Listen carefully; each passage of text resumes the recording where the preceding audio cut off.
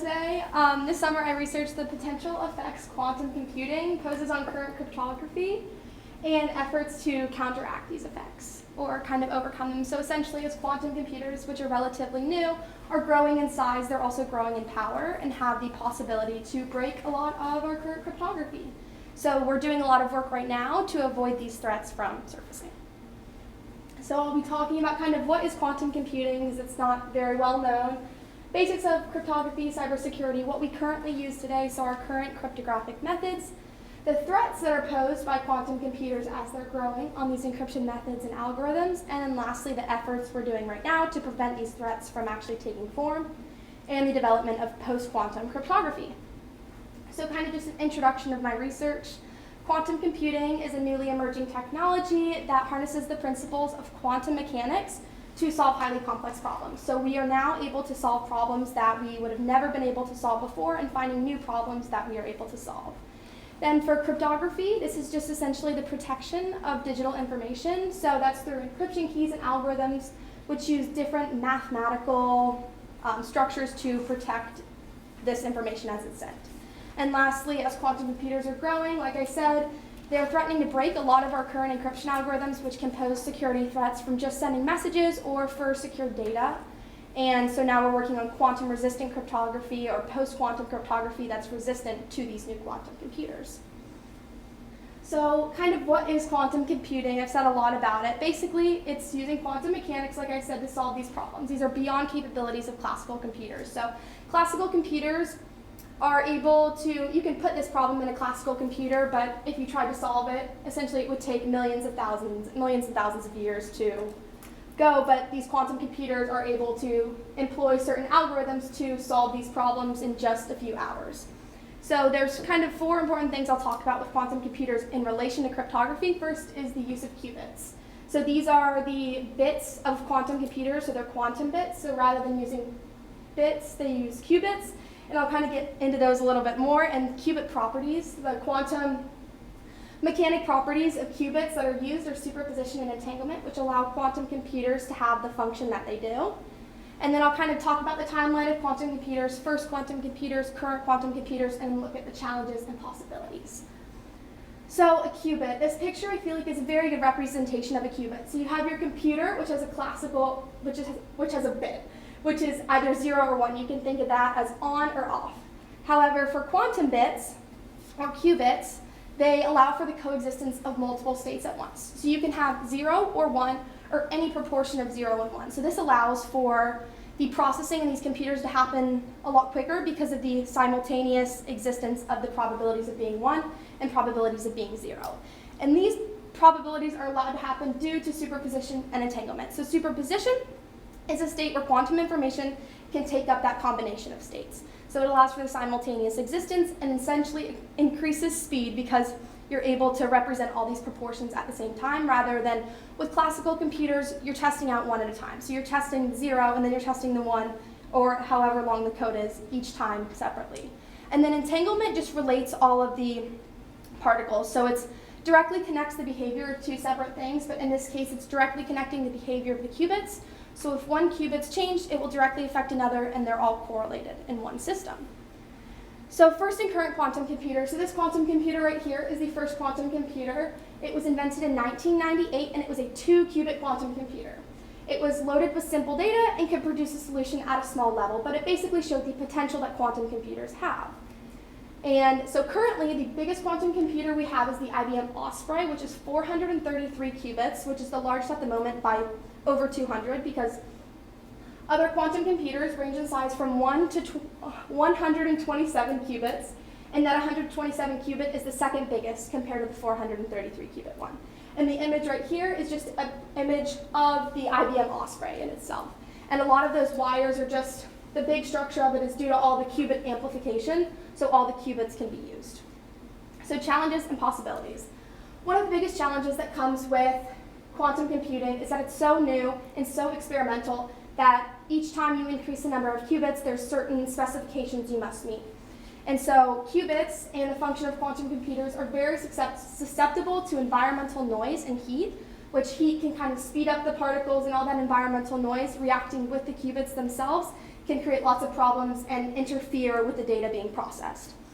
So these quantum computers are actually pressurized and refrigerated. So this refrigeration is as close as we can get to just above absolute zero, and then pressurized. And obviously the construction component, just each time you build a new quantum computer, you need the certain specifications to be met. But the possibilities for quantum computers will not seem to stop in the next couple of years.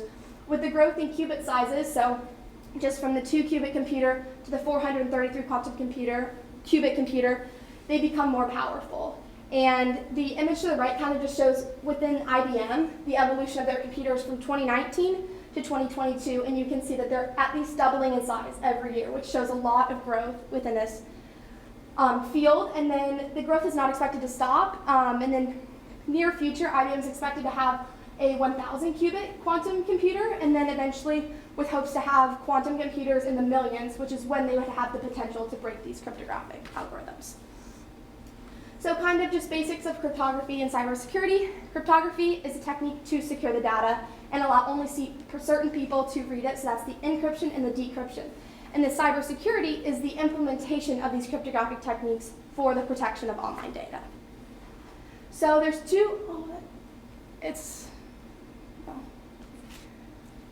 that's okay.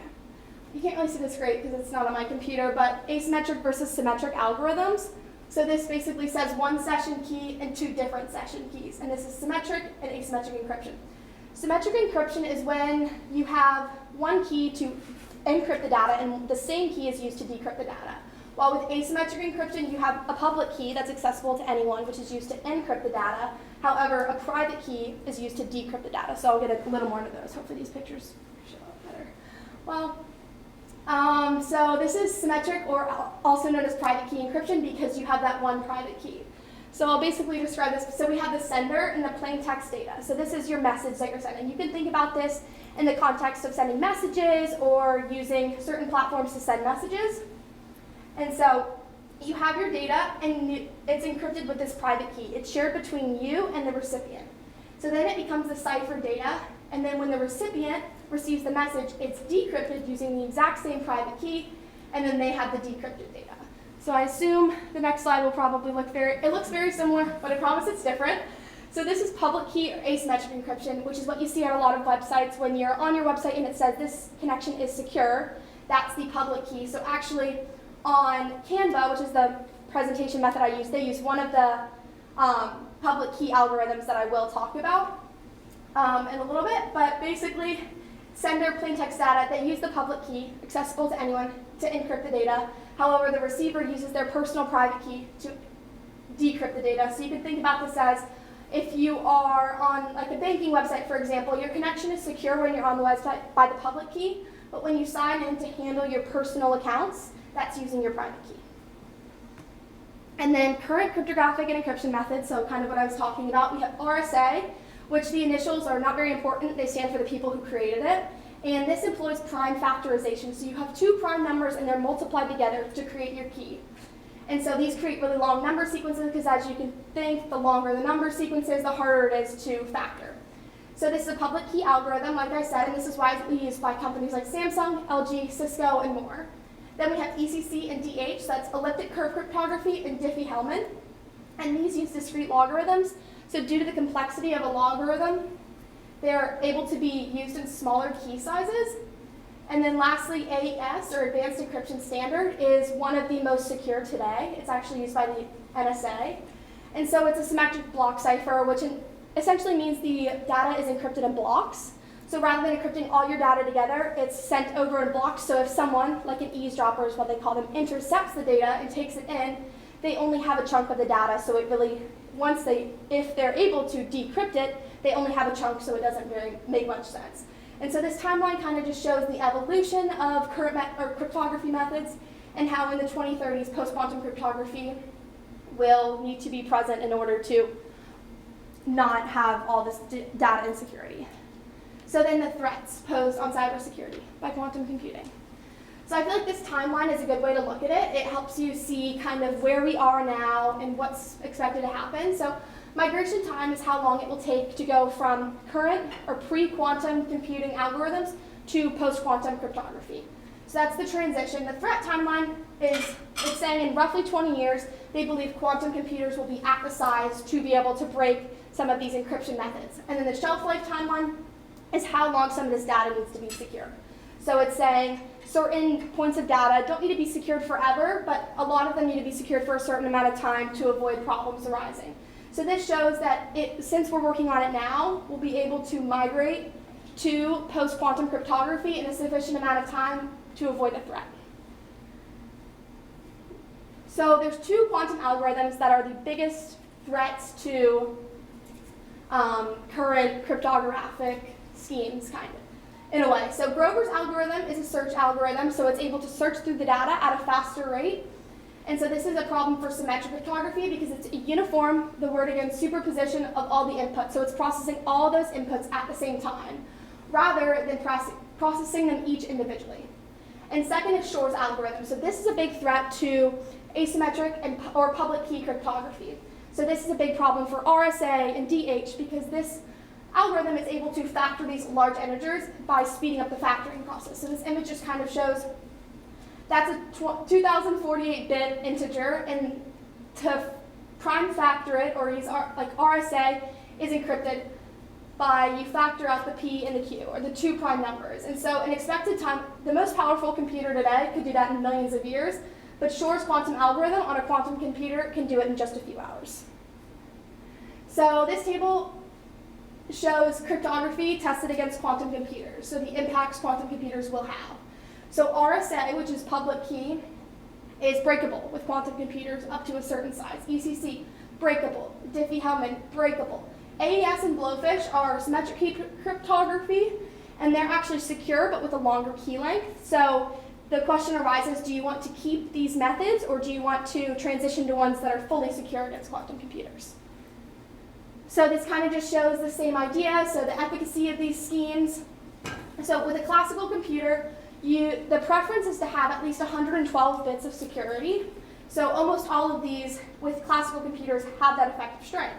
However, with quantum computers, ones like RSA and ECC have no security at all. But AES, it kind of cuts the security in half, so they believe if it's increased to bigger sizes, that it will be able to withstand quantum computers. So this is a very complex graph, but the whole idea of it is qubit usage is expected to continue growing. So currently we're at 433 qubits, but by 2038 they expect to have over 100 million qubits able to be used in one quantum computer, which is the point at which encryption methods are threatened by these quantum computers and their algorithms. So currently we're kind of right here, so we've started working on post-quantum cryptography, and we've realized this issue and we're working towards getting all of these post-quantum cryptographic methods employed before the data can be cracked. And so for reference, an n-qubit quantum computer can compute 2 times that value simultaneously due to the superposition.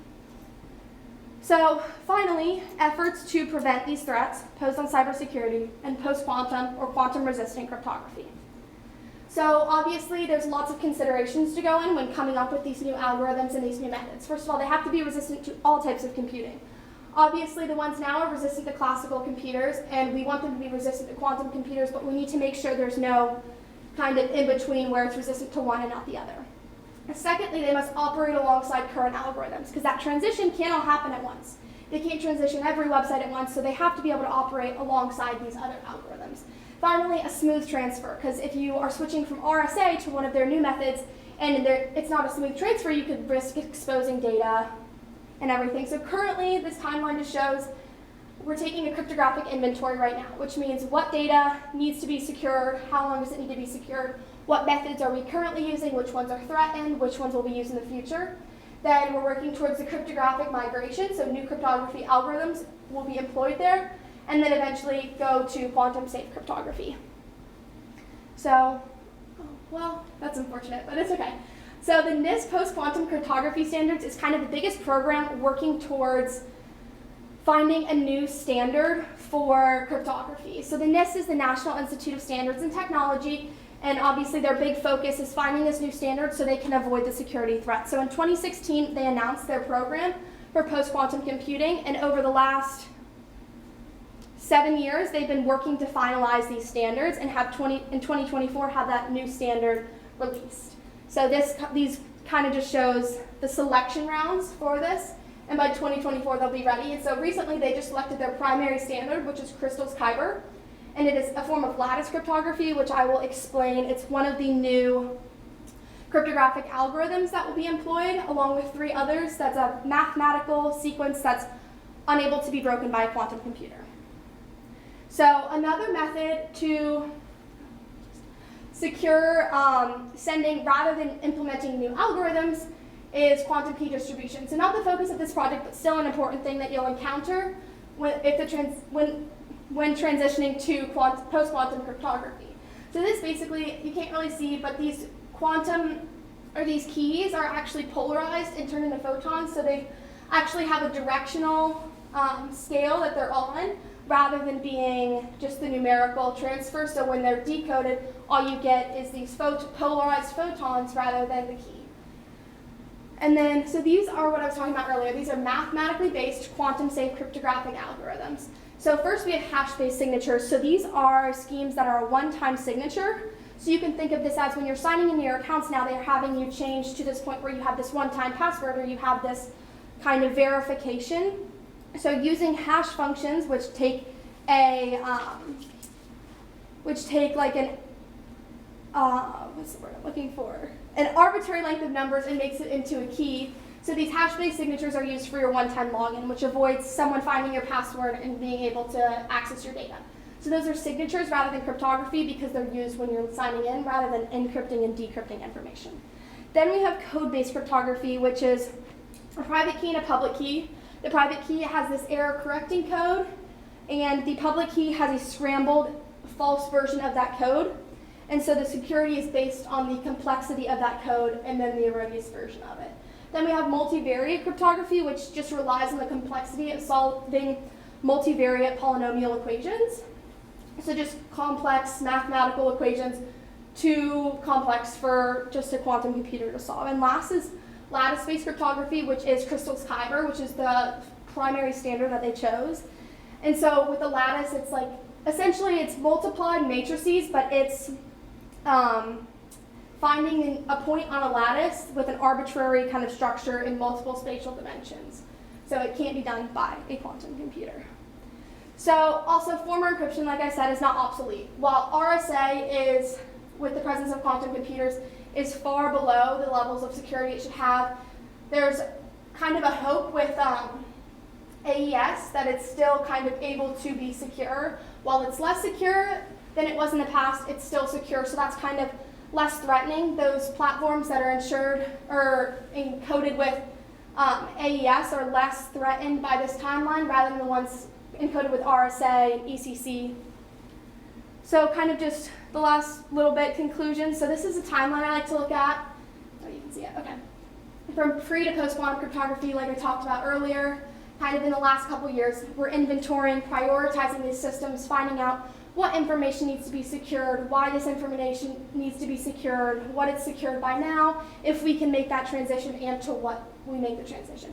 2024, like I said, the post-quantum cryptography standard is published. The hopes are from 2024 to 2030, or approximately around then, we'll have the transition of systems to that NIST post-quantum cryptography standard. And by 2030, we'll have cryptographically relevant quantum computers available. So they are predicting by 2030, or roughly around that timeline, that these cryptographically relevant quantum computers have enough qubits to function at the level that they can break the current cryptography. So that's it. Thank you. Okay, Marie Catherine, we're going to open up to questions. I'm going to make a comment very quickly. You obviously have an enthusiasm for this topic, and you had a lot to say in a very short period of time. Yeah. It just happens to be serendipity. On GPS on Sunday, I don't know if anybody watches this, Fareed Zakaria was interviewing this astrophysicist. He's Japanese, I can't think of his name. Okay. Anyway, they were just thank you. They were just happened to be talking about quantum computing, and they were arguing. he was arguing this, astrophysicist, that this concern about AI is really misplaced. It's this technology that is going to be so unbelievably transformative. What this technology will allow in terms of speed, it was staggering as they were discussing this, and it was really fascinating. And so it's interesting that to me that you're looking at this from the perspective of security implications using this technology. I wasn't aware that we had gotten to the point where this is now already being, because the way they were talking about it seemed to be on the horizon, but I guess it isn't on the horizon. It's already now there, or about to become there, or here.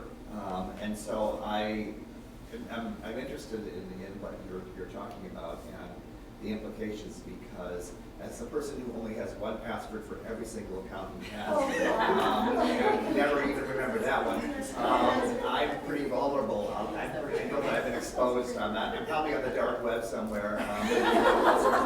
So this was interesting. I'll open it up to my colleagues for additional questions. So in terms of the post-quantum cryptography, are there other independent entities besides NIST that are also working in collaboration or on a different path? So I did do some research into that. There is kind of a conference that's been going on, that's been meeting, and they're alongside, a lot of companies are working alongside with NIST, especially since it's such a big company and they're doing a lot of the hard work and having all of these submissions come in. But there's a conference that's been kind of moving around. I wrote about it a little bit in my paper, I believe. It's been moving around and kind of hearing from different people about what they've researched and kind of what they've come up on. So it's going to be a problem for everyone, so I think everyone's kind of looking into it at that point. I want to say, first of all, I think you did an amazing job explaining and using visuals and analogies to explain a very complex topic, so thank you for that. Will I ever have a quantum computer? I don't know. As you can see, they're very, like with the image I have of one of them, they're very complex, and obviously they have to be kept under certain conditions. Right. And with their new kind of like state, I guess, there aren't many of them out there. I totally forgot to mention that besides IBM, Google also has created their own quantum computers at sizes of 53 and 70. So there's more companies than IBM that are building these quantum computers. I would say it's almost like a race between all the companies to see who can do the most. Competition. Yeah, definitely a competition to kind of see who can do what and what they can do with it. Because with quantum computers, it's not just applied to cryptography. There's predicted so many applications, and actually my outside sponsor works with quantum computers and chemical simulations. So they're able to simulate different kind of chemical interactions with quantum computers, and it can also be used for optimization and obviously just speeding up the process of computing. So I just know, with the very first computer ever made, it would take up an entire room. So I'm just wondering if this goes that same route as, gets all of the complexities of having it get simpler, and then I don't know that people would need it, but I'd love it.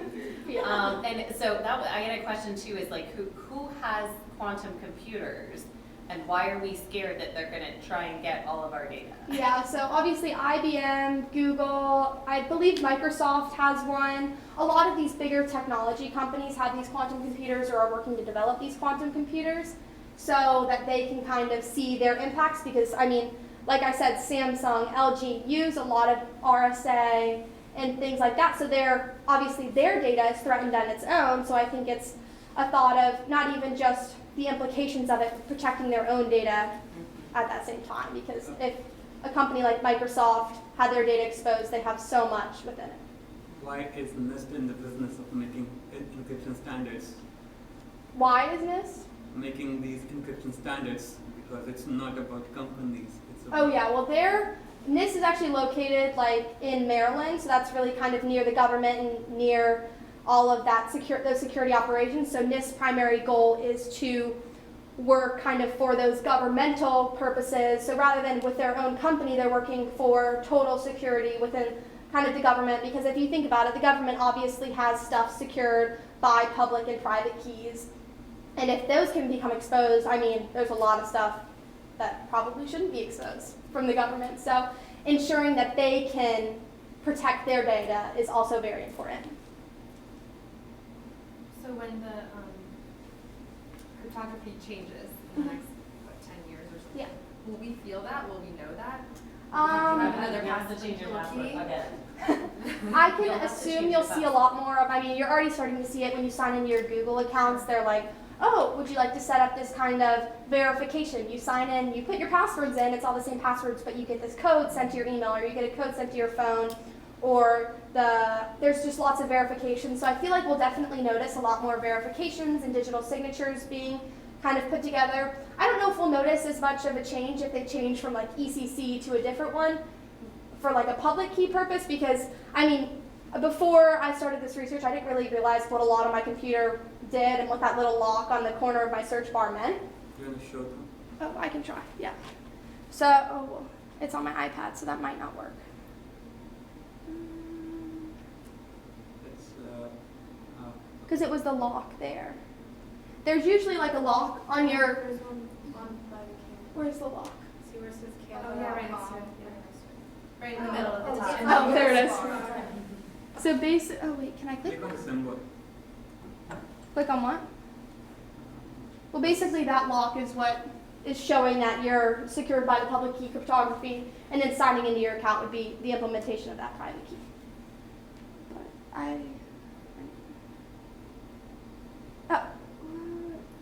Site information. site information. Let me try that. Of course, my computer decided not to work today. Secure. Oh, right. Oh wait. Oh, here. It says Chrome verified that Cloudflare Incorporation ECC is this website certificate. So this is insured by ECC.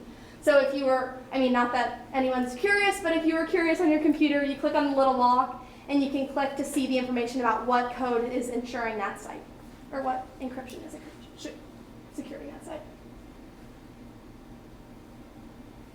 Thank you.